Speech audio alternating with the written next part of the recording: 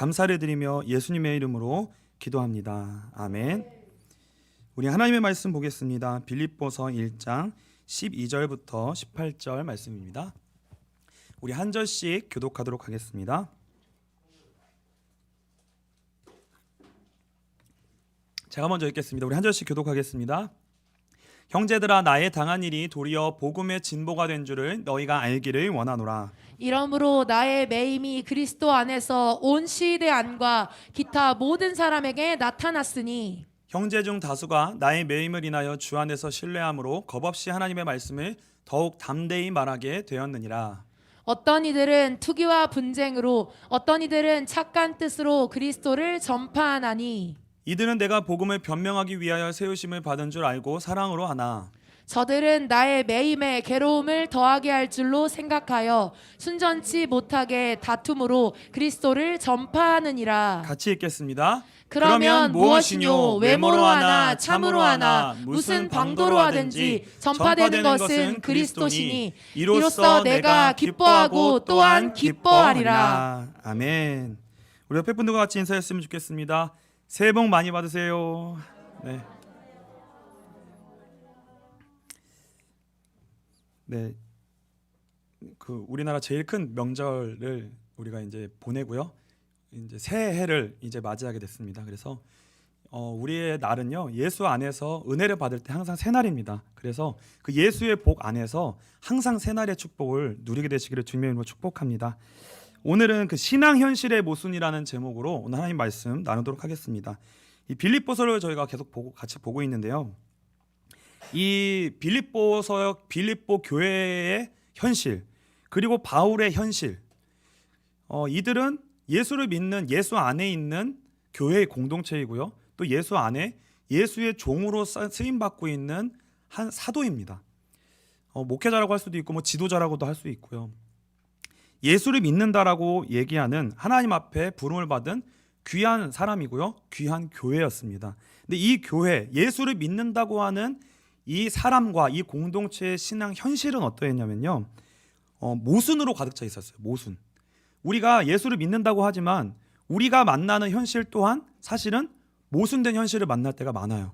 우리가 예수를 믿고 있지만 항상 잘 되는 현실을 만나는 것이 아니라 예수를 믿는데 나의 현실은 왜 이러한가라고 고백할 수밖에 없는 그 현실을 우리가 자꾸 만난다는 거죠. 그 모순되는 현실을 만난다는 거예요.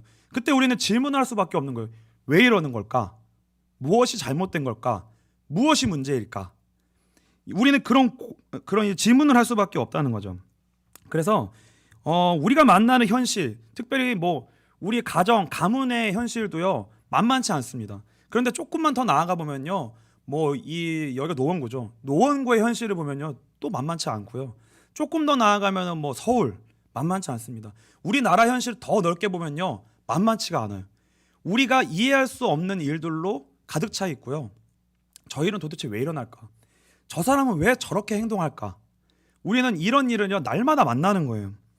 그래서 그걸 이제 우리가 모순이라고 하는 거죠. 근데 이거는요, 어떤 한두 가지의 법칙으로는 이거를 설명할 수가 없어요. 어떤 틀에 짜맞출 수가 없어요.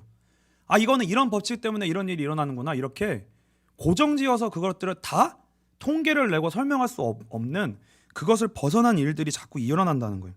그걸 보고 우리는 어떻게 설명하는 거냐면 이해가 안 된다, 이렇게 얘기하는 거예요. 우리가 받아들일 수가 없는 거예요.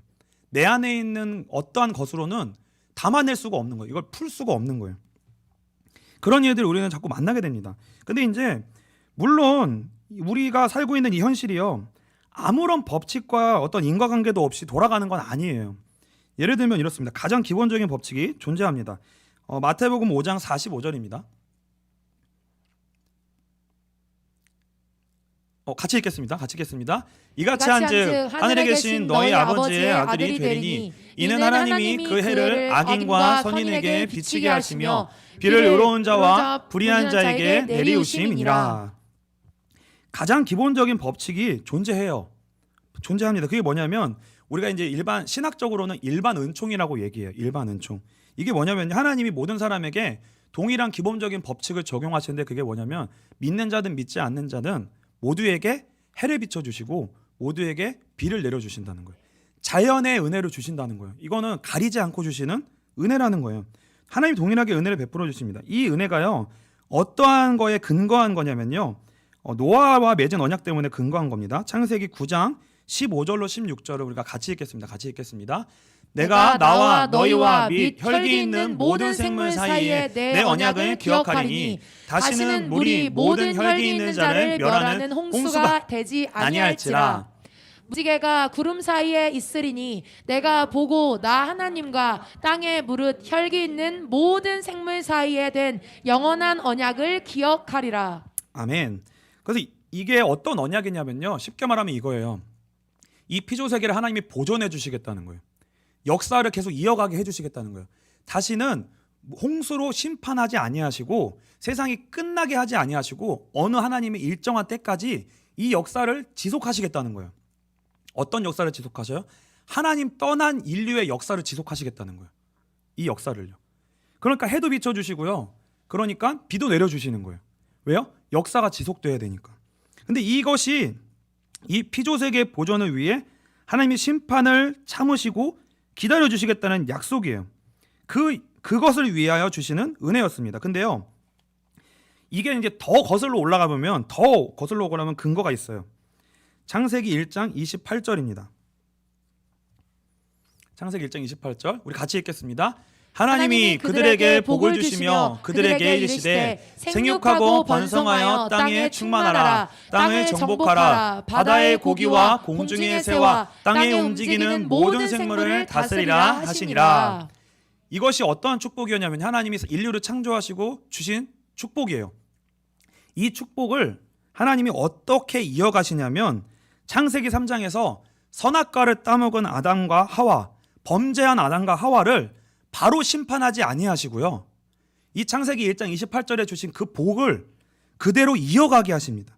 그래서요, 번성하고 생명을 이어갈 수 있도록 그 은혜를 이어갈 수 있도록 은혜를 주세요. 그게 창세기 1장 28절에 근거하여 생명을 낳고 번성할 수 있던 축복을 주시는 거예요. 범죄 현장에서도요. 바로 심판하지 아니하고 역사를 이어가게 하세요. 그래서 결혼이라는 제도가 이어지는 거예요. 죄인인데 심판받지 아니하고 생명을 이어갈 수 있도록 역사를 이어가게 하시는 거예요. 그래서 결혼이 있어요. 결혼. 그리고 창세기 3장 17절을 보겠습니다. 같이 읽겠습니다. 아담에게 이르시되 내가 내 아내의 말을 듣고 내가 너더러 먹지 말란 나무 실과를 먹었은즉 땅은 너로 인하여 저주를 받고 너는 종신토록 수고하여야 그 소산을 먹으리라. 이게 저주의 내용입니다. 그런데 또 한편으로 보면 축복의 내용이기도 해요. 왜냐하면 역사를, 인생을 이어갈 수 있도록 은혜를 주신 거예요. 일반 은총을 주신 거예요. 어떤 일반 은총을 주신 거냐면 수고하고 땀을 흘리면 먹을 수 있고 열매를 어느 정도 얻을 수 있도록 하나님 은혜를 주시겠다는 거예요. 범죄한 이들에게 주신 축복이에요. 이게 일반 은총입니다. 일반 은총. 수고하고 땀을 흘려야 되는 어려움은 있지만 일을 하면 그에 합당한 소산은 주시겠다는 거예요. 그 에덴 동산에서 주셨던, 하나님이 원래 인간에게 주셨던 그 복과는 비교할 수 없는 복이지만 이어갈 수 있게 하셨다는 거예요. 그래서 이것이 어떤 축복이냐면 예수를 믿고 안 믿고를 떠나서 하나님을 떠난 모든 인류에게 하나님이 역사를 이어가게 하기 위해서 허락하여 주시는 일반 은총의 영역이에요. 그 축복을 믿는 자와 믿지 않는 자에게 다 어느 정도 허락하신다는 거예요. 그래서 가인의 후손이 승승장구합니다. 창세기 4장 16절입니다. 같이 읽겠습니다. 가인이 여호와의 앞을 떠나 나가 에덴 동편 놋 땅에 거하였더니 아내와 동침하니 그가 잉태하여 에녹을 낳은지라. 가인이 성을 쌓고 그 아들의 이름으로 성을 이름하여 에녹이라 하였더라. 믿지 아니하는 자인데 잉태하게 하시고 번성하게 하십니다. 일반 은총의 축복이에요. 그리고 가인이 성을 쌓아요. 그 자신의 그 보금자리를, 아주 든든한 보금자리를 막 성을 쌓는 거예요. 견고한 성과 명예와 권력을 쌓을 수 있게 하시는 거예요. 이게요. 그래서 우리가 이제 기억해야 될 것이 뭐냐면 이 역사는 하나님의 계획을 위해, 보존을 위해 허락하시는 역사라는 거예요. 그 역사를 위해 일반 은총을 주었다는 거예요. 누구에게요? 믿지 않는 자에게. 믿지 않는 자에게 이 은혜를 주셨다는 거예요. 그래서 믿지 않는 자인데도요, 생명을 막 잉태해요. 근데요, 어떤 사람들은요, 예수를 잘 믿는데도 아이가 잘 낳지 않는 집도 있어요. 이거는요, 그런 차이가 있다니까요. 그리고 믿는다고 해서요 병에 안 걸리고 그런 게 없어요. 임 목사님 지금 감기 걸리셨대요. 코로나일 수도 있으니까 감기에 걸리셨어요. 감기에. 믿어도 감기 걸린다니까요. 믿어도 코로나에 걸려요. 그러니까 그게 내가 잘못해서 뭐 심판 때문에 이렇게 꼭 그렇게까지 얘기를 안 하더라도 누구에게나 동일하게 적용될 수 있는 원리라는 거예요. 굳이 너무 정죄의식에 빠지거나 왜 예수를 믿는데 나는 저 사람은 잘 되는데 나는 안 될까, 이런 차원의 얘기가 아니라는 거예요.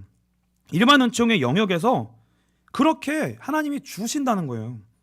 그래서요 믿지 않냐는 자들의 가인의 후손이요 승승장구해요. 생명을 낳고 역사를 이어가고 의식주의를 위한 그 필요를 위한 성공이 아니라 거기서 더 나아가는 데까지 막 가요. 근데 이제 중요한 거는 뭐냐면 그 이후예요. 그 이후 의식주를 위한, 그것을 위한 어느 정도의 열매와 복과 성공이 아니라 이 가인의 후손은요 그것으로 만족하지 못하고 더 나아갑니다. 멈출 수 없는 자리로 나아가요. 그게 창세기 4장 23절입니다. 제가 안 써놨나요? 네, 23절 같이 읽겠습니다. 라멕이 아내들에게 이르되 아다와 실라여 내 소리를 들으라. 라멕의 아내들이여 내 말을 들으라. 나의 창상을 인하여 내가 사람을 죽였고 나의 상함을 인하여 소년을 죽였도다. 가인을 위하여는 벌이 7배일진데 라멕을 위하여는 벌이 70배일지로다 하였더라. 가인의 후손 중에 라멕이 나옵니다. 이 라멕이 하는 이 고백이 뭐냐면요, 이 라멕의 노래인데, 이 라멕의 노래는 어떤 노래냐면 내가 사람을 죽였다라고 하는 노래예요. 근데 소년은 죽였다고 했는데 이 소년은 생각보다 훨씬 어린 아이입니다. 그 어린 아이인데 상처가, 그 어린 아이로 인해 자기에게 상처가 났는데 그 상처가 어떤 상처냐면 눈에 보이는 상처가 아니에요. 티도 안 나는 상처를 받은 거예요. 그 원어를 보면 티도 안 나는 상처예요. 근데 그 상처로 인해 내가 사람을 걔를 죽였다는 거예요. 그 죽인 거를 자기가 노래하는 거예요. 그걸 노래하는 거예요. 그리고 나는 지금 사람을 죽였는데 가인이 아벨을 죽여서 하나님 앞에 도망 다니고 뭐 7배 벌을 받는 그 얘기를 하잖아요. 근데 자기가 지금 이걸 죽인 거는, 이걸 죽임으로 인해 자기한테는 벌이 그것보다 훨씬 많을 거다라고 고백하는 건, 이 고백은 뭐냐면 하나님을 조롱하는 거예요. 하나님을 조롱하는 거예요.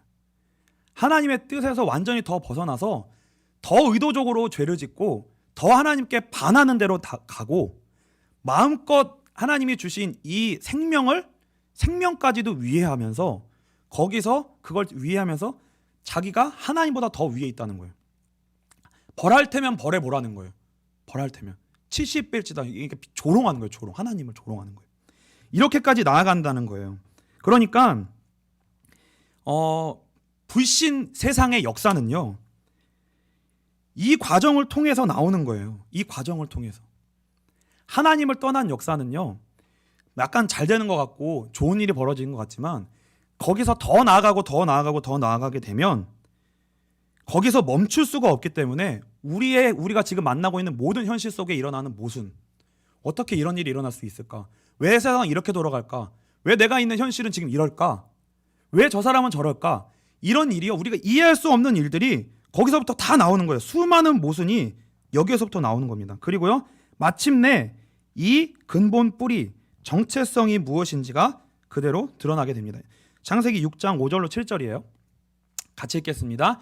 여호와께서 사람의 죄악이 세상에 관영함과 그 마음의 생각의 모든 계획이 항상 악할 뿐임을 보시고 땅 위에 사람 지으셨음을 한탄하사 마음에 근심하시고 가라사대 나의 창조한 사람을 내가 지면에서 쓸어버리되 사람으로부터 육축과 기는 것과 공중의 새까지 그리하리니 이는 내가 그것을 지었음을 한탄함이니라 하시니라.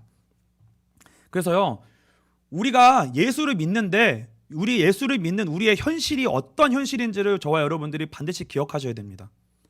하나님이 죄인의 역사를 허락하셨어요. 생명을 이어가도록 허락하셨고 번성하도록 허락하셨어요. 일반 은총을 주셨어요. 믿지 않냐는데 축복 잘 돼도 돈이 잘 벌리고 그런 일이 그냥 일어나도록 허락하셨다니까요. 그리고 죄인이에요. 그들의 근본 정체성 뿌리가 죄인이에요. 그들이 성공하고 그들의 그들의 인생 속에 맺히면 그들이 하나님께 영광을 돌리는 쪽으로 가는 게 아니라 죄를 짓습니다. 죄를 지어요. 하나님을 조롱하는 자리로 결국은 가게 돼요. 그 역사를, 그 인류를 우리가 살고 있는 현실에 두셨다니까요. 그 역사요. 하나님 막으시지 않으세요. 그러니까 우리가 느낄 때 왜 내버려 두세요? 그러니까 하박국이 질문하잖아요. 왜 내버려 두세요? 왜 그거를 그냥 두고 보고 계세요? 그럼 우리는 어떻게 생각해요? 하나님 안 계신 거 아니에요? 하나님 안 계신 거 아니에요? 하나님은 공의롭고 정의로우신 거 아닌 거 아니에요? 살아 계시는데 왜 이래요? 다른 사람을 보면서 그런 생각이 들고 항상 우리 자신을 볼 때 그런 생각이 드는 거예요. 나는 예수를 믿는데 왜 나는 믿지 않은 사람들하고 왜 차별점이 없습니까? 라고 하는 질문을 계속하는 거예요. 나는 예수를 믿는데 왜 코로나에 걸려요? 나는 예수를 믿는데 왜 감기에 걸려요? 나는 예수를 믿는데 왜 잘 안 돼요? 라는 질문을 할 수밖에 없는 거예요. 모순이 자꾸 드러나는 거예요. 그런데 하나님의 역사는 뭐냐면요, 이 죄인의 역사를 그대로 펼치시고요, 끝까지 가게 하십니다. 끝까지 가게 하세요. 그리고 그 끝에 어떤 일이 벌어지는 거냐면 홍수 심판이 벌어지는 거예요. 그 끝에 홍수 심판이 벌어집니다. 그 홍수의 심판으로 인해 그 죄인의 뿌리, 시작, 과정, 그 열매의 역사를 그대로 펼쳐놓으신 후에 그거를 다 한꺼번에 제거하신 후에 하나님의 일을 다시 시작하세요. 그게 뭐냐면 창세기 6장 8절이에요. 창세기 6장 8절입니다. 같이 읽겠습니다.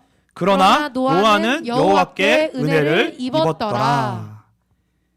하나님은요, 그 죄인의 역사 속에 그것을 끝내고 다시 새로운 역사를 시작하세요. 아예 출발을 다시 시작하세요. 판을 새로 짜신다고요. 판을 새로 짜시는 게 예수 믿는 거예요. 하나님 예수를 통해 일하시는 거예요. 판을 새로 짜시는 게.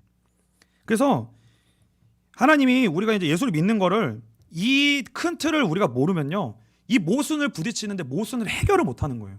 이 모순을 해결을 못 해요.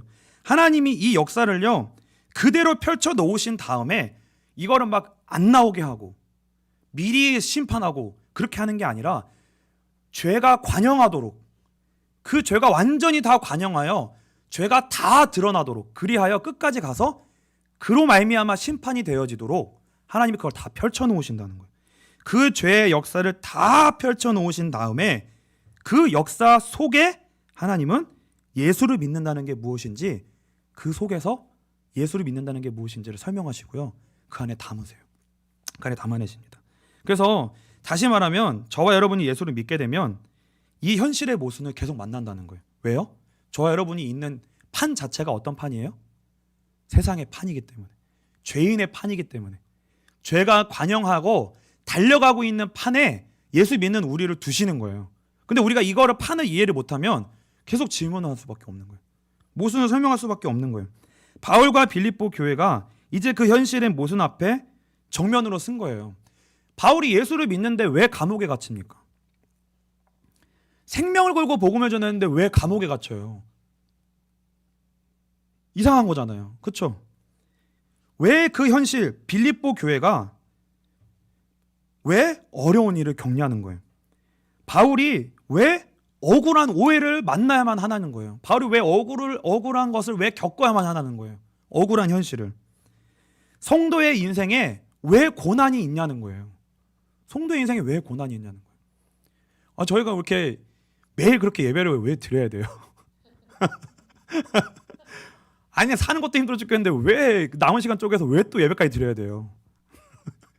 쉬는 것도 쉬어도 모자르고 그 시간에 공부를 더 해도 모자른데, 우리가 인생을요, 지금 인생의 현실이 뭐 넉넉해요. 저희가 막 먹고 당장에 뭐 한두 달 일하지 않아도 살 수 있을 만큼 뭐 풍족하고 그런 현실이 아니잖아요. 그냥 하루하루를 살아내는 것도 쉽지 않은 현실이에요. 그냥 그 하루 사는 것도 목에 이게 숨이 끝까지 찬다고요. 그런데 그 숨이 차도록 힘든 현실을 살고 약간 쉬고 몸을 관리하고 아니면 자기 개발을 하고 내가 어떻게 더 살아야 될지에 대해 연구하는 시간도 모자라는데 그 시간에 왜 또 예배까지 드려야 되냔 말이에요. 왜 이렇게 힘들게 고난을 겪어야 되냐는 거예요. 그러면 우리한테 드는 게 있잖아요. 그럼 예배를 드리면 그럼 빨리 뭐가 풀리든가. 매일 예배를 드리면 빨리 뭐가 풀리든가. 불신자보다 훨씬 부어지는 복이 빨리 오든가. 뭔가 빨리 달라져야 이게 풀릴 거 아니야. 이유가 생길 거 아니에요. 우리 안에 납득이 좀 될 거 아니에요. 그러니까 납득이 안 된다는 거예요. 납득이 안 된다는 거예요. 이 신앙의 현실이. 그리고요, 이 바울이 얘기하는 게 뭐냐면요, 빌립보서 1장 몇 절이냐면요, 17절 정도, 16절인가요? 죄송합니다. 거칠애로 한다는, 복음을 거칠애로 전한다는 얘기가 있거든요. 18절인가? 죄송합니다. 18절이에요. 네. 그러면 무엇이뇨? 외모로 하나 참으로 하나 무슨 방도로 하든지 전파되는 것은 그리스도니. 여기 아니네.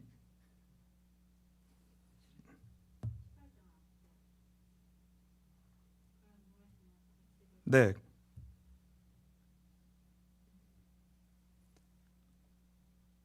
못 찾았어요 아직. 하여튼 거칠애로 한다는 게 있어요. 근데 이게 무슨 말이냐면요. 이게 무슨 말이냐면 세상도 지금 모순 덩어리고요. 그리고 우리가 지금 보고 있는 교회도 모순 덩어리라는 거예요. 이게 복음을 거칠애로 전한다는 얘기가 무슨 말이냐면 위장해서 전한다는 거예요. 위장. 복음을 전하는데 겉만 위장한 거예요. 말만 복음이고 이 겉으로만 복음이고 속은 아니라는 거예요. 그렇게 복음을 전하는 교회도 있고 그런 사람도 있다는 거예요. 바울이 그런 현실을 보는 거예요. 아니 세상도 모순이고 다른 현실도 모순인데 심지어 교회도 모순이더라는 거예요. 그런 현실 속에 자기가 있다는 거예요. 그런 현실 속에 자기가 있다는 거예요. 교회도 이게 다 믿을 만한 때가 못된 것처럼 보이는 그 현실이 바울의 인생의 현실이고요. 빌립보 교인의 실제 현실이었다라는 거예요. 이게 마치 바울에게 모든 고난이 바울을 향하여 몰려오는 것 같아요. 고린도후서 11장 23절로 30절입니다. 약간 길어서요. 제가 읽을게요. 저희가 그리스도의 일꾼이냐 정신없는 말을 하거니와 나도 더욱 그러하도다. 내가 수고를 넘치도록 하고 옥에 갇히기도 더 많이 하고 매도 수없이 맞고 여러 번 죽을 뻔하였으니 유대인들에게 40에 하나 강한 매를 5번 맞았으며 3번 태장을 맞고 1번 돌로 맞고 3번 파선하는데 일주야를 기품에서 지냈으며 여러 번 여행의 강의 위험과 강도의 위험과 동족의 위험과 이방인의 위험과 시내의 위험과 광야의 위험과 바다의 위험과 거짓 형제 중의 위험을 당하고 또 수고하여 애쓰고 여러 번 자지 못하고 줄이며 목마르고 여러 번 굶고 춤고 헐벗었노라. 이외의 일은 고상하고 오히려 날마다 내 속에 눌리는 것이 일이 있으니 곧 모든 교회를 위하여 염려하는 것이라. 누가 약하면 내가 약하지 아니하며 누가 실족하게 되면 내가 애타하지 않더냐. 내가 부득불 자랑할진대 나의 약한 것을 자랑하리라. 이게 바울의 고백이에요. 예수를 믿는 우리보다 더 예수를 잘 믿는 바울의 인생의 현실의 고백이에요. 예수를 믿는 나의 인생에 일어난 일을 보라는 거예요. 그것을 통해 고백할 건 하나밖에 없다는 거예요. 예수 믿어서 잘 됐다? 그게 아니라 예수를 믿어서 내가 고백할 수 있는 건 하나밖에 없는데 내가 약한 것을 발견했다는 거예요. 약한 것을 내가 자랑할 것밖에 없다는 거예요. 그게 바울의 고백이었어요. 고린도전서 4장 9절부터 13절입니다. 내가 생각하건대 하나님이 사도인 우리를 죽이기로 작정된 자 같이 끄트머리에 두셨음에 우리는 세계 곧 천사와 사람에게 구경거리가 되었노라.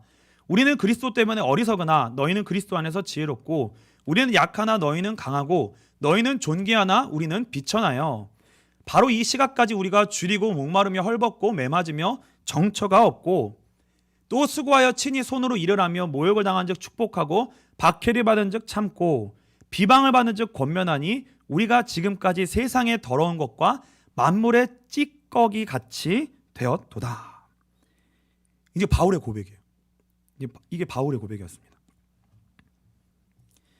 자신의 인생이 구경거리가 됐다는 같이 이 세상의 구경거리라는 거예요. 다 지금 천사든 마귀든 누구든 지금 바울의 인생을 보고 있는 거예요. 구경하고 있는 거예요. 야, 저 인생을 좀 봐라. 완전히 끄트머리에 몰려있네. 야, 저 인생을 좀 봐라. 그렇게 매몰리듯이 세상에 내몰린 존재가 이 땅에 예수를 믿는 자의 정체성이라는 거예요.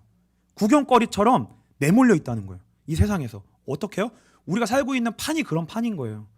죄인이 득세하는 곳인 거예요. 죄인이 하나님이 주신 일반 은총을 가지고 마음껏 그들의 인생에 죄악을 관영하게 지으면서 그 허락된 죄를 누려요.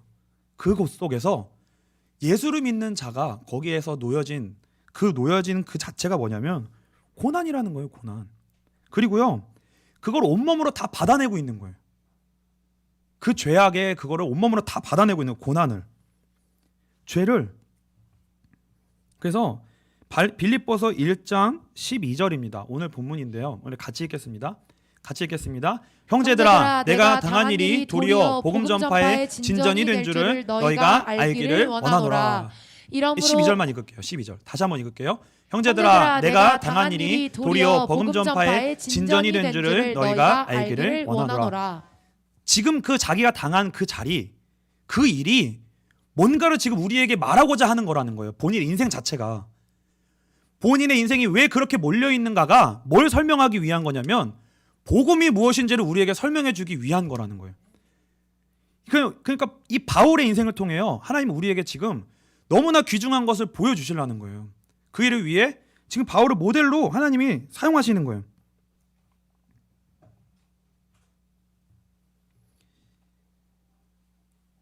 그래서 저와 여러분이요, 이 신앙생활, 예수를 믿는 게요, 계속 어렵다고 느껴지실 거예요. 계속 어렵다고 느껴지실 거예요. 매 예배를 이제 예배를 드리는 일이요, 여러분에게 점점 쉬워지네 이게 아니라, 야, 쉽지 않다. 예수를 믿는 게 이렇게 어려운 건가? 이렇게 믿어야 되나? 어렵다고 느껴지는 것들이요, 여러분들에게 계속 다가오실 거예요. 근데 왜 어렵냐면요, 우리가 매일 예배를 드려야 되니까 어려운 그런 얘기가 아니라 예수를 믿는 게 어려운 근본적인 이유가 있습니다. 그 이유는 뭐냐면요, 우리가 빨리 응답받고 싶은 마음이 있어요. 우리에게 예수를 믿는 것 때문에 그 예수를 믿는다는 것이 빨리 우리의 현실의 보상으로 확인됐으면 좋겠는 거예요. 예수를 믿는 게 얼마나 무엇인지 빨리 설명하고 싶은 거예요. 무엇으로? 우리의 현실의 보상으로. 나에게 빨리 어떠한 것이, 뭔가 내가 말할 만한 것이 있어야 될 거 아니에요. 예수를 믿는데. 그렇잖아요. 아니, 뭐라도 좀 풀리든가, 뭐라도 좀 얻든가, 그래야 이게 예수 믿는 거야 이러고 싶은데, 여러분 그게 안 오면 여러분 예수 믿는 게 힘들다고 느껴지는 거예요. 그게 좀 빨리 왔으면 좋겠는 거예요. 근데 이게 뭐냐면 이거예요. 예수를 믿는데 우리가 어떠한 마음인 거냐면, 가인의 후손의 역사 속에 그들의 그들이 받고 있는 그 응답 속에서 우리가 그들이 받고 있는 복을 받아서 복음을 확인하려는 거예요. 가인의 역사 속에, 가인의 역사가 속에, 일반 은총 속에 주신 그 은혜를, 그거를 받아가지고 우리가 예수를 믿는 이걸 받았으니까 내가 예수를 믿는 자야 라고 그렇게 거꾸로 고백하고 싶은 거예요. 거꾸로. 그래서 우리의 신앙 현실이요, 예배를 많이 드리면 드릴수록 우리 마음에 그 마음이 더 생길 거예요. 야, 예수를 믿어서 빨리 이 보상을 받았으면 좋겠다. 그러면 그 마음이 있으면 있을수록 여러분의 지금 현실은 더 힘들게 느껴질 거예요. 지금 현실이 더 힘들게 느껴질 거예요. 그리고요, 낙심한 일이 많아질 수 있을 겁니다. 그리고 질문할 일이 더 많아질 거고요, 지칠 일이 많아질 수도 있어요. 근데 이때 우리가 기억해야 될 것은 뭐냐면, 진짜 기억해야 되는 거 뭐냐면, 우리는 불신자가 아니라는 거예요. 우리는 불신자가 아니라는 거예요. 우리는 예수를 믿는다라는 거는 뭐냐면, 우리는 하나님의 자녀라는 겁니다. 그러니까 하나님의 자녀라는 걸 기억해야 돼요. 그럼 하나님의 자녀는, 우리에게 이 삶을 주신 이유는 가인의 후손들이 받는 일반 은총의 복을 받아가지고 예수를 믿는다는 것이 무엇인지 설명하도록 보내진 존재가 아니에요.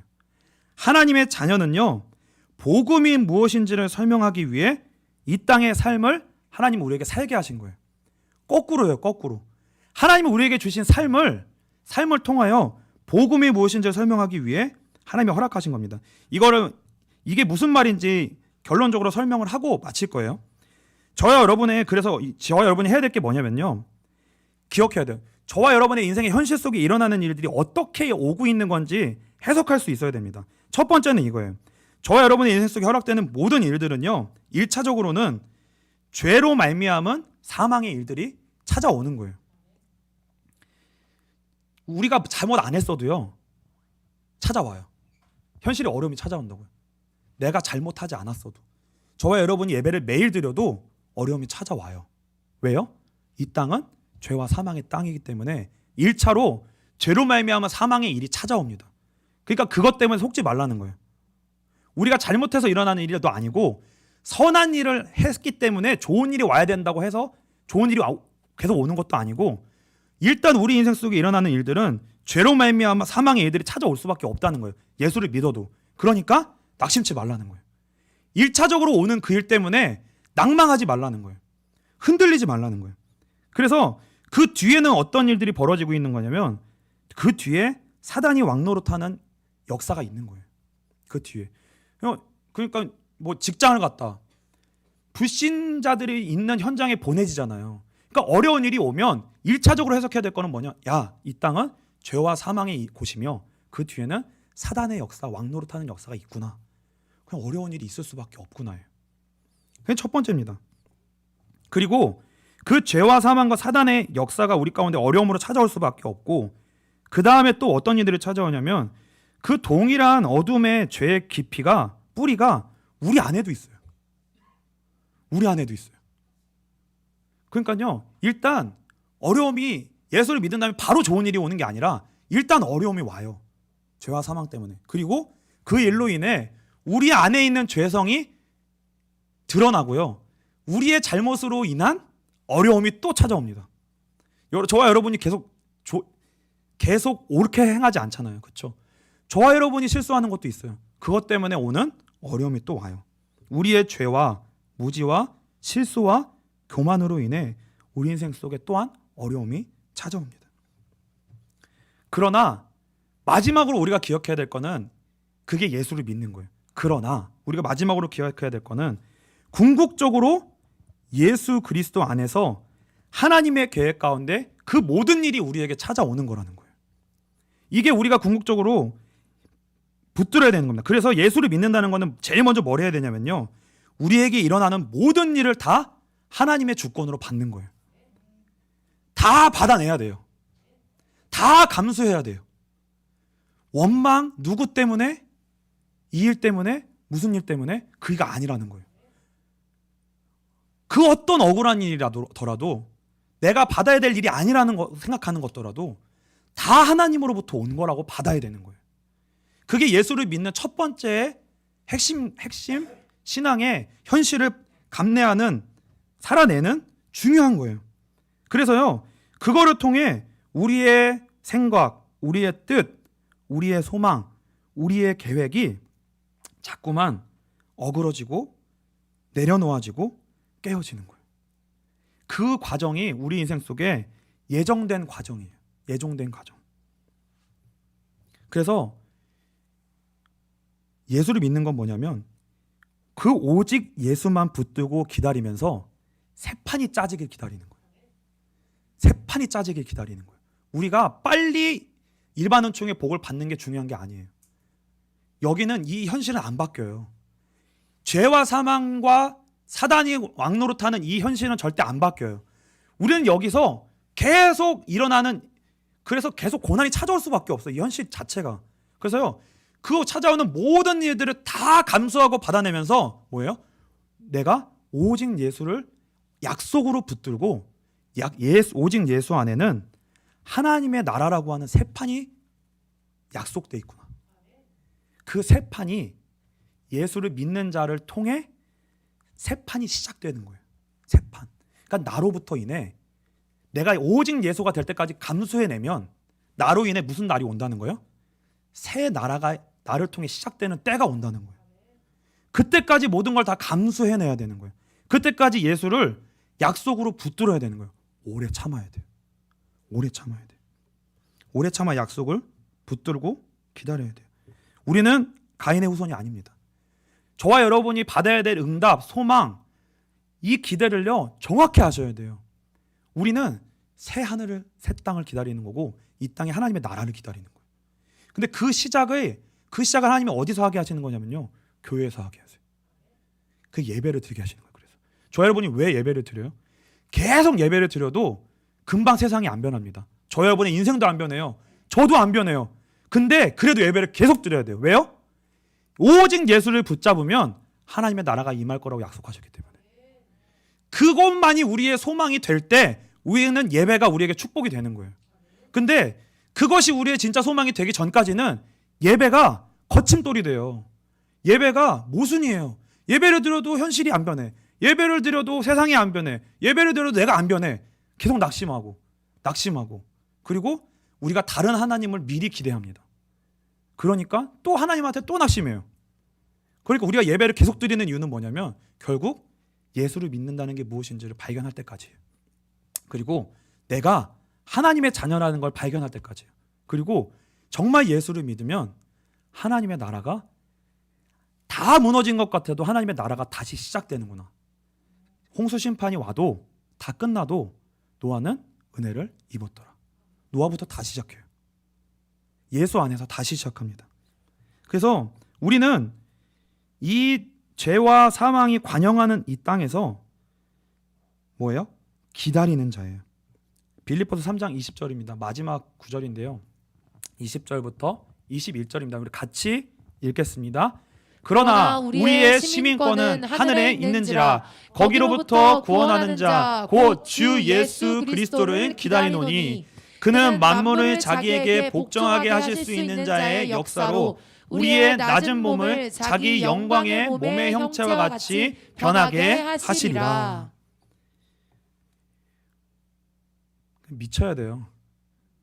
그러니까 예배를 드린다는 거는 아무 생각이 없는 게 아니라 정말 예수를 알아야만 예배의 의미가 나에게 다가오게 되고 예배가 능력이 되고 힘이 될 수 있다는 거예요.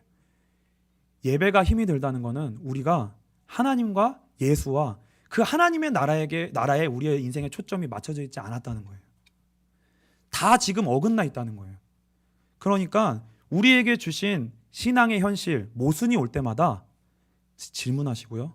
생각하시고 말씀을 통하여 예수를 아는 자리로 자꾸 오게 되시는 은혜가 있게 되시기를 축복합니다. 그리고요. 다 받아내셔야 돼요.